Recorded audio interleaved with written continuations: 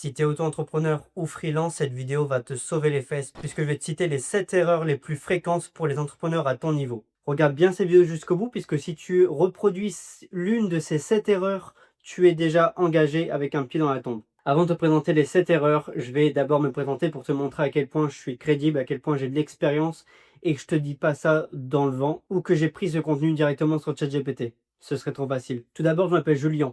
J'ai bientôt 30 ans et je suis entrepreneur depuis seulement 3 ans. Mais en 3 ans, on a créé une agence qui génère maintenant plusieurs millions de dollars par an avec une stabilité de plus de 500 000 dollars par mois. On est une agence qui est ouverte dans le monde entier. C'est pour ça qu'on a des cibles aussi bien aux US, dans tous les pays où les entrepreneurs s'expatrient forcément. On a des clients à Dubaï, on a des clients en France, on a des clients en Belgique, on a des clients en Suisse. Enfin bref. Et justement, cette agence, on l'a construite avec mon associé.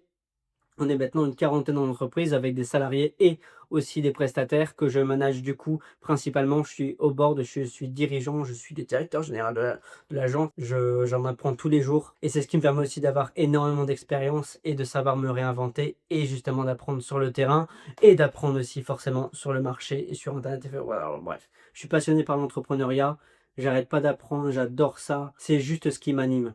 Et j'ouvre maintenant cette chaîne YouTube pour justement partager tout mon savoir, maintenant que j'ai enfin un background solide. Quand je me suis lancé dans l'entrepreneuriat, j'ai lancé cette agence avec mon associé et en parallèle, j'accompagnais des entrepreneurs pour se lancer ou pour faire évoluer leur business. Et au fur et à mesure de tous ces clients, de tous les résultats récoltés, mais aussi des échecs, ça m'a permis du coup de savoir ce qui marche pas en fonction des business. C'est bon? T'es prêt pour les 7 erreurs? Allez, let's go, c'est parti. La première erreur que je vois, la plus fréquente, c'est d'attendre que tout soit parfait avant de se lancer. Non.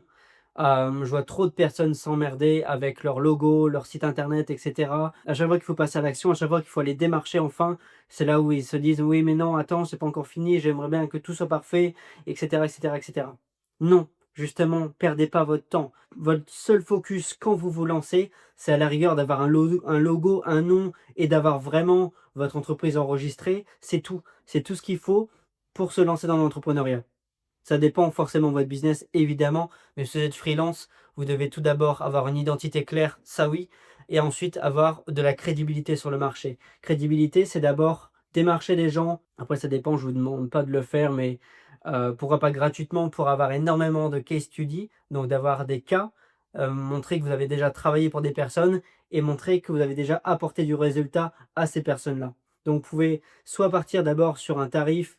Par exemple, je dis voilà, pour cette prestation-là, je pars sur 1 000 € et ben, pour les 10 ou 20 premières personnes, je facture à 500 € seulement et en échange d'un témoignage. Enfin bref, il faut rendre les choses assez sexy pour avoir rapidement de l'expérience sur le terrain, avoir rapidement prouvé que vous êtes crédible, avoir rapidement des cas pour ensuite, enfin, l'exposer aux gens pour vraiment appliquer votre tarif de base. Il y a plein de méthodes, d'accord? Je ne dis pas forcément qu'il faut faire ça absolument, absolument, absolument. C'est l'une des façons de faire. Il y en a qui sont pour, il y en a qui sont contre. Moi, j'aime bien. Moi, je valide. Ça permet de gagner en vitesse, en fait, et justement de faire en sorte d'avoir rapidement des gens intéressés pour vos services, se différencier, s'implanter dans le marché et ensuite seulement vous habillerez votre squelette. D'accord? Donc, attendez pas que tout soit parfait avant de démarcher. Justement, votre premier focus, c'est justement de démarcher. C'est d'aller voir dans votre réseau proche, d'aller voir dans vos amis, d'aller voir aux gens de vos connaissances en fait. Allez démarcher à la porte, allez démarcher dans les entreprises directement. Allez démarcher dans les entreprises directement, n'ayez pas peur. Je sais bien que la vente et le démarchage, ça fait peur, mais l'argent, c'est ce qui rendra votre projet et votre vie confortable. Donc vous ne pourrez pas passer à côté. Et leçon hyper importante, l'entrepreneuriat viendra toujours vous chercher là où vous n'avez pas envie d'aller.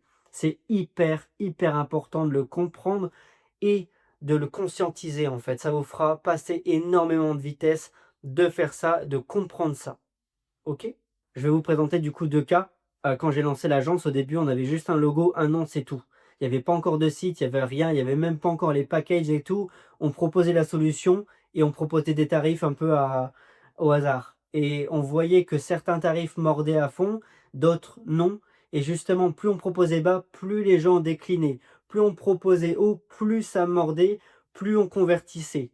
Autre cas, j'accompagne du coup ma fiancée maintenant pour se lancer dans l'entrepreneuriat. Elle a peur d'aller démarcher et tout. J'ai démarché juste 2 entreprises. J'ai seulement 2. J'en ai une qui est intéressée, mais qui a déjà un prestataire, donc je vais proposer qu'on fasse quand même la prestation gratuitement pour lui passer énormément de valeur. Elle se souviendra forcément de nous et elle nous recommandera forcément autour d'elle un jour ou l'autre, c'est certain. Et il y en a une autre qui est hyper chaude, hyper chaude, hyper chaude. On a tapé forcément dans le mille. Donc rien que ça, juste 2 personnes, il y a 2 personnes intéressées, dont une qu'on est quasiment sûr de closer là dès demain. Donc au final, n'ayez pas peur, allez à la rencontre des gens. Et si vous avez peur de prospecter, je peux vous passer un bon tips, c'est n'allez pas dans l'objectif de vendre absolument, allez juste dans l'objectif de lui donner énormément de valeur. Aidez-la, c'est tout, cherchez juste à l'aider. L'argent sera toujours une conséquence. Concentrez-vous sur le fait de délivrer les gens, d'aider les gens, et forcément, naturellement, l'argent viendra. Concentrez-vous pas sur l'argent d'abord et le bonheur de vos clients derrière vous, non. Concentrez-vous d'abord sur le fait d'aider le monde, servir le monde avec votre service, votre prestation, et l'argent viendra en conséquence quand vous aurez assez d'informations pour vous poser sur les prestations ou sur les offres, les prix, bref, que vous pourrez appliquer en lien avec votre valeur. Mais soyez toujours cohérent par rapport à la valeur que vous livrez. Forcément, si je vous propose demain une Ferrari à 10 000 euros, vous allez vous méfier. Par contre, si je vous dis, voilà, normalement, cette Ferrari, elle coûte 120 000 euros, mais là, avec tout ça, tout ça, tout ça, tout ça, je la fais à 80 000 euros. Là, déjà, les gens seront plus enclins à y aller, parce que si tous les tics sont verts en mode est-ce qu'elle est fiable, est-ce qu'elle est propre, est-ce qu'il n'y a pas de problème sur la voiture, et en effet, là, j'ai vraiment une opportunité devant moi, je vais y réfléchir à 2 fois. Ou je vais y aller directement, en fait. Vous voyez? Donc concentrez-vous sur le fait de livrer les gens, l'argent viendra ensuite. C'est exactement ce que j'ai appliqué et c'est ce qui m'a fait justement rapidement décoller quand j'ai tout quitté, quand j'ai démissionné justement du jour au lendemain pour me lancer dans l'entrepreneuriat parce que enfin j'avais envie de m'écouter. J'étais vraiment dans cette optique de je vais trouver n'importe quoi autour de moi, je vais y arriver. Je suis pas con, je sais vendre, je sais faire du marketing. À l'époque en plus je débutais vraiment et pourtant j'étais pas mauvais. J'ai réussi à sortir des gens de la merde, des entrepreneurs de la mer, j'ai eu des clients. Je pense à une cliente par exemple qui postait tous les jours sur Facebook, sur Instagram, qui faisait des lives tous les jours. Les lives ils duraient 1 heure jusqu'à 3 heures et qui avait 0 client. Je lui dis d'arrêter tout ça et d'aller juste ajouter les bonnes personnes dans les amis des gens. Donc je lui dis d'abord va dans mes amis, je connais lui, ajoute lui non, lui. Et rien que ça, pendant qu'on le faisait ensemble, elle recevait des messages pour des gens qui demandaient des rendez-vous avec elle. Conseil numéro 2, les gens postent plutôt que démarcher. Ça fait parfaitement le lien avec le conseil numéro 1. Les gens préfèrent poster, poster plutôt que d'aller vers les gens. Il y a l'outbound et l'inbound. Les gens préfèrent l'inbound que l'outreach. L'inbound, c'est par exemple poster sur Facebook, faire du contenu sur Internet, etc. pour ensuite avoir des gens qui viennent vers nous parce qu'on a une autorité qui se creuse, il y a de plus en plus de vues qui arrive au fur et à mesure, hein, c'est l'effet cumulé, alors que l'Autriche, c'est aller démarcher les gens au fur et à mesure, rentrer en contact sur Facebook, hein, LinkedIn, Instagram, etc., etc., etc. Les gens préfèrent poster que démarcher. Démarcher, ça fait peur, mais si vous appliquez le conseil que j'ai fait entre le conseil numéro 1 et le conseil numéro 2, techniquement, ce serait déjà différent pour vous. Je reviens aussi sur un point pour ce conseil-là. Avant de vous lancer, si ça peut vous rassurer, préparez une stratégie simple de votre marketing. Par exemple, démarchage, création de contenu ou pub ou quoi que ce soit, si vous avez du budget, ça dépend. Faites une stratégie claire sur qui je vais démarcher et quel type de personnes vais chercher à attirer et quel type de personnes je vais chercher à attirer avec mon contenu en ligne. En fait, le problème, c'est que les gens se lancent sans aucune stratégie. C'est vrai que la stratégie, c'est un peu plus tard, mais soyez simple. Si ça peut vous rassurer en tout cas, et si vous avez besoin de savoir où vous avez besoin d'aller, alors en effet, c'est le meilleur conseil que je peux vous appliquer. Ce qui tombe bien justement, c'est que j'ai une boîte qui propose de se lancer dans l'entrepreneuriat ou de racheter une entreprise ou d'acheter une entreprise avec directement le plan simple du business. C'est comme si en fait je vous présentais, voilà ce business-là, détaillé. Moi je le ferai comme ça, je le ferai comme ça, je le ferai comme ça, je le ferai comme ça. Tout est détaillé, en fait, vous n'avez plus qu'à suivre la stratégie que je vous recommande. Après, vous pourrez forcément vous détacher de ça. Vous débrouillerez, hein, tout simplement. Mais moi, je vous livre un cadre qui est sûr de marcher. Par exemple, je vous donne un exemple simple. Si vous vendez des sites internet, vendre des sites internet, déjà, c'est hyper compliqué puisque le marché, on est quasiment saturé. Aujourd'hui, il y a de plus en plus de personnes qui font des sites internet, aussi bien du code ou du no-code.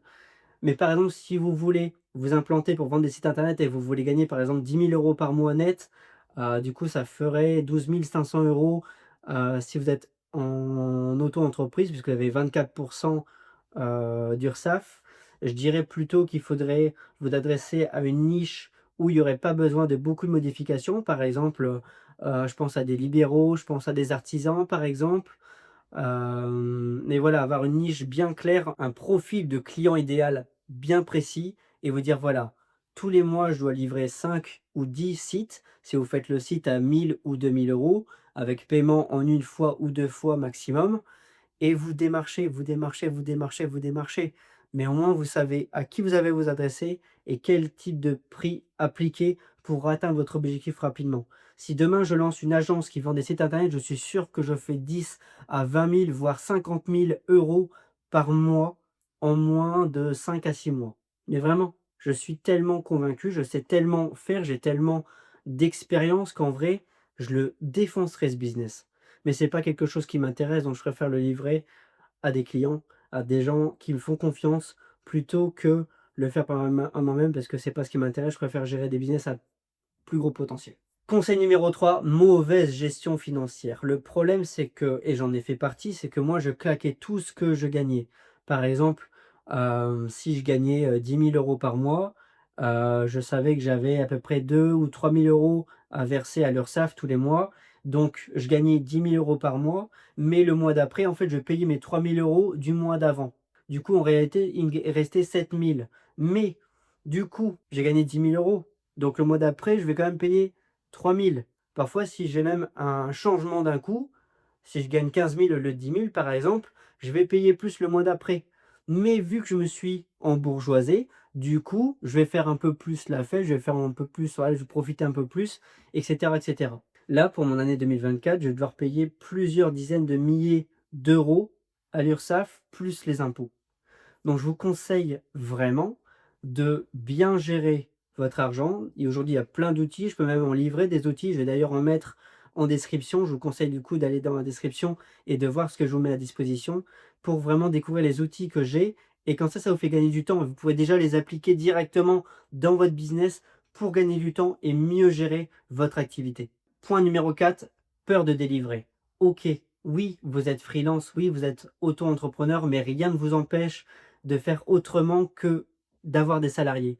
Vous pouvez avoir des prestataires. Plutôt que vous embêter de créer votre site internet et de passer des heures et des heures, des heures, des jours, des jours, des jours, prenez quelqu'un directement. Si vous voulez le faire par vous-même, vous allez devoir peut-être prendre une formation pour apprendre à créer un vrai site internet qui convertit, ou justement prendre le temps de l'améliorer pendant plusieurs mois, etc. Tout ça, ça vous fait perdre en énergie, en focus, et vous êtes mieux fait pour livrer votre expérience, votre expertise, vraiment votre zone de génie, plutôt que vous embêter à faire des trucs que vous ne savez pas. Prenez quelqu'un qui vous fait un site à 500, 800, 1000, 1000, 1500 €, mais au moins vous êtes tranquille et au moins c'est fait. Prenez vraiment quelqu'un qui a de l'expérience et qui vous rendra vraiment service au-delà que juste vous livrer un site. Il vous sert un moyen de générer des clients et vous faire gagner en temps, en énergie, en concentration et du coup en argent vu que vous passez ce temps sur autre chose. N'hésitez pas à prendre des prestataires à droite à gauche. Aujourd'hui, il y a plein d'endroits où vous pouvez trouver des prestataires sur Facebook, sur Instagram, sur LinkedIn, sur ComeUp, qui est un site où justement il y a tous les prestataires qui se présentent. Il y a Malte, enfin bref, il y a énormément de monde qui peut vous faire gagner énormément de temps et de ce fait énormément d'argent. Point numéro 5, privilégiez le prix plutôt que votre offre. Aujourd'hui, les entrepreneurs se concentrent trop sur leur prix. Ils se concentrent trop sur je vais faire quel tarif, machin. Concentrez-vous plutôt sur votre offre.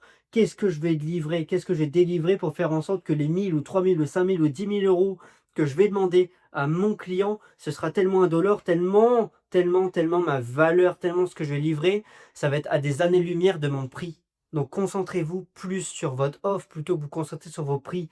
Décidément, tout est interconnecté. Le point numéro 6, c'est de trop regarder les concurrents. Arrêtez de regarder les concurrents, arrêtez de regarder ah bah il fait tel prix, du coup je vais faire pareil. Il livre peut-être pas la même chose que vous, il livre peut-être pas de la même manière que vous. Donc concentrez-vous uniquement sur vous. Moi personnellement, je regarde même pas les concurrents, je n'ai rien à cirer en vrai. Parce que ça va me conditionner, ça va me donner des points de repère et je vais naturellement du coup appliquer ce que eux ils font. Je ne veux pas. Je veux pas me conditionner, moi je veux faire ma sauce, je vais faire les choses comme je les entends, je veux me démarquer. Et d'abord pour se démarquer, ça part déjà par votre façon d'être, votre façon de voir, votre façon d'agir, votre façon de penser. Donc restez dans ce cadre-là. Ça ne veut pas dire qu'il faut demander conseil autour de soi, bien sûr, mais ne regardez pas vos concurrents. N'essayez pas de faire pareil qu'eux ou ne cherchez pas à faire, d'appliquer les prix ou de recopier leur offre ou quoi, on s'en fout. Qu'est-ce que vous avez envie de livrer au monde? Voyez grand, voyez plus grand qu'eux. Fait Mettez-vous en tête que vos concurrents, ils sont tout petits par rapport à vous, soit maintenant ou soit dans le futur. Et à partir de ça, dites-vous, voilà, comment moi je veux générer X revenus par mois. Dans ce cas, combien de clients il me faut et combien de leads dans ce cas il me faut. Un lead, c'est un prospect, par exemple, si on vulgarise les choses, pour faire en sorte que j'ai X clients par mois. Si vous savez que sur 10 personnes abordées, vous en avez 2 qui deviennent clients, de ce fait, vous savez combien de personnes vous devez aborder toutes les semaines ou tous les mois pour avoir X résultats. Et point numéro 7, et c'est ce qui fait perdre énormément d'argent aux entrepreneurs et à nous-mêmes. Nous-mêmes, on a privilégié du coup un seul support plutôt que plusieurs. C'est qu'aujourd'hui, les entrepreneurs, ils privilégient un canal plutôt que d'en prendre plusieurs. Par exemple, ah non, moi je fais que de la pub sur Google, j'en fais pas sur Meta. Ou je fais que de la pub sur Meta, j'en fais pas sur Google. Si vous avez des gens qui vous cherchent ou qui cherchent vos services et qui ne vous trouvent pas, vous pouvez multiplier votre prix par rapport au nombre de personnes que vous perdez toutes les semaines, tous les jours ou tous les mois. Et vous saurez du coup combien le fait de privilégier un support qu'un autre vous fait perdre plus d'argent qu'il vous en génère. J'ai vu trop d'entrepreneurs vendre leurs services que sur Google ou que sur Meta et après, plus tard, se rendre compte que tous les mois, ils perdaient 40, 50 000 ou même 100 000 € juste pour une décision bête en fait. Si vous ne savez pas vous lancer sur Google ou sur Meta, prenez un prestataire qui sait maîtriser. Prenez pas une formation, prenez directement quelqu'un qui sait lancer de la pub sur Google ou qui sait vous référencer sur Google ou qui sait lancer de la pub sur Meta ou qui saura vous guider pour lancer des pubs efficaces sur Meta ou sur Pinterest ou sur LinkedIn. Mais structurez votre communication avec plusieurs cannes à pêche. Ne lancez pas qu'une seule canne à pêche, c'est trop bête. Vous perdez plus d'argent que vous en générez. J'espère que cette vidéo vous aura apporté énormément de valeur. Je vous conseille vivement de regarder dans la description de cette vidéo. Je vais mettre un lien et sur ce lien, il y aura tous les outils que je peux vous conseiller en ce moment et même un lien qui vous présentera ce que je fais dans la vie, quel type d'entrepreneur je suis, des liens vers mes activités pour vous montrer que je vous raconte pas que des conneries et que je suis pas un entrepreneur à Dubaï qui raconte que des conneries. Alors que oui, je vous préviens tout de suite, il y aura aussi du contenu parce que je suis nomade. Il y aura en effet du contenu à Dubaï et même dans d'autres pays puisque je suis expatrié depuis maintenant presque un an. Donc en effet, je suis libre et je fais ce que je veux de ma vie.